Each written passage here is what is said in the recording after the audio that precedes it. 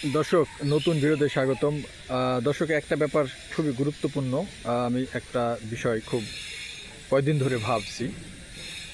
গতকালকে একটা অনুষ্ঠানে দেখলাম এনসিপি নেতা নাসিরউদ্দিন পাটোয়ারি তিনি বলছেন ফেব্রুয়ারিতে ইলেকশন হবে না। তিনি বলছেন যদি ফেব্রুয়ারিতে ইলেকশন হয় তাহলে সরকারকে যারা শহীদ হয়েছে কবর থেকে তাদের লাশ ফেরত দিতে হবে। তিনি বলছেন যারা হাত হারিয়েছে, পা হারিয়েছে, চোখ হারিয়েছে তাদের সব কিছু ফেরত দিতে হবে। ফেব্রুয়ারিতে ইলেকশন এনসিপি চাচ্ছে না। তাহলে এখন ব্যাপারটা কেমন হলো? অথচ গতকালকে দেখলাম ডক্টর মোহাম্মদ ইউনূস মালয়েশিয়ায় তিনি এখন অবস্থান করছেন। সেখানে তিনি জানিয়েছেন যে প্রবাসীদের একটা অনুষ্ঠানে তিনি জানিয়েছেন যে অল্প সময়ের মধ্যে জনপ্রতিনিধিদের হাতে ক্ষমতা হস্তান্তর করবেন আর ফেব্রুয়ারিতে ইলেকশন হবে। তো এনসিপির এত গাত্রদাহ কেন? মানে এনসিপি কেন মানে নির্বাচনের বিপক্ষে যাচ্ছে? যেটা আমার কাছে মনে হয়েছে যে তারা তো ভোট ছাড়াই ক্ষমতা স্বাদ পেয়েছে, সারা দেশে খুব ভালো নিরাপত্তা পাচ্ছে। এটা কি সহজে কেউ হারাতে চায়? ভোট হলে হয়তো তারা ক্ষমতা যেতে পারবে না, তারা জানে, কারণ তারা নতুন দল, জনসমর্থন এখন ওইভাবে তৈরি হয়নি। এজন্য আমি ব্যক্তিগতভাবে মনে করি যে তারা মনে করছে যে আমাদের তো ক্ষমতা হারিয়ে যাচ্ছে, আমাদের আর এত টাকা গন্ধ কোথায় থাকবে, এত টাকা কোথায় পাবো, ঘুরবো কীভাবে, স্বাধীনভাবে নিরাপত্তাকে দেবে।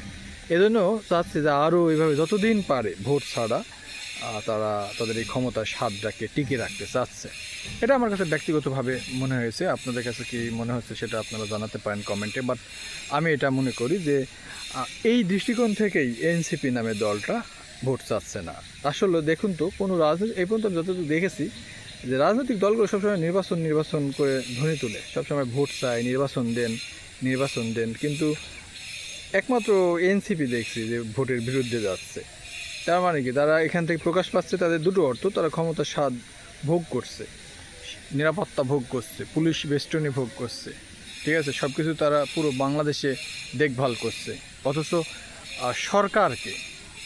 সরকারের নাম ব্যবহার করা হচ্ছে, শুধু ইউনিট সরকার না, এনসিপির নেতারাই পুরো দেশের বিভিন্ন জায়গায়, স্কুল কলেজ বলুন, বিভিন্ন সরকারি দপ্তর বলুন, সব জায়গায় দেখবেন ছোট ছোট ছেলেপিলেদের বসিয়ে রাখা হয়েছে ডিসিএসপিতে, তারা নিয়ন্ত্রণ করে। এটা কিন্তু বাস্তবিক অর্থে সত্য, খোঁজ নিয়ে দেখবেন। তো এটাকে কেউ সহজে হারাতে চায়? তাই আমার মনে হয় যে তারা চায় যে আসলে ভোট না হলেই তো ভালো হয়, আমরা ক্ষমতায় থাকছি, এইটা। আর এই সংস্কার বা এই যে কথাগুলো বলা হয় না, ফালতু কথা একদম। বাংলাদেশের সবচেয়ে যদি বাজে কথা থাকে, মানুষকে বোকা বানানোর জন্য কোনো শব্দ থাকে, তবে সংস্কার। 1 বছরের সংস্কারে আমি কিছু দেখি নাই। আপনারা দেখেছেন কি না? সংস্কার শব্দটা একদম বাংলাদেশে একটা মূল ধুলে রাখার মতো। সংস্কার বলে কিছু নেই, এবং এই সংস্কারের নাম দিয়ে এটা শুধু ক্ষমতার স্বাদ ভোগ করতে চাই বলে আমার কাছে মনে হয়। আমার কথা হচ্ছে, নির্বাচন অবশ্যই হতে হবে, এবং সেই নির্বাচনটা কীভাবে সুষ্ঠু করা যায়, সঠিকভাবে করা যায়, সে ব্যাপারে রাজনৈতিক দলগুলোকে ঐক্যমত্যে আসতে হবে। কিন্তু কোনো একপেশি নির্বাচন হবে, যে কোনো দল তারা আবারও সে নামমাত্র ইলেকশনে ক্ষমতায় চলে যাবে, এই ধরনের কিছু যেন না ঘটে।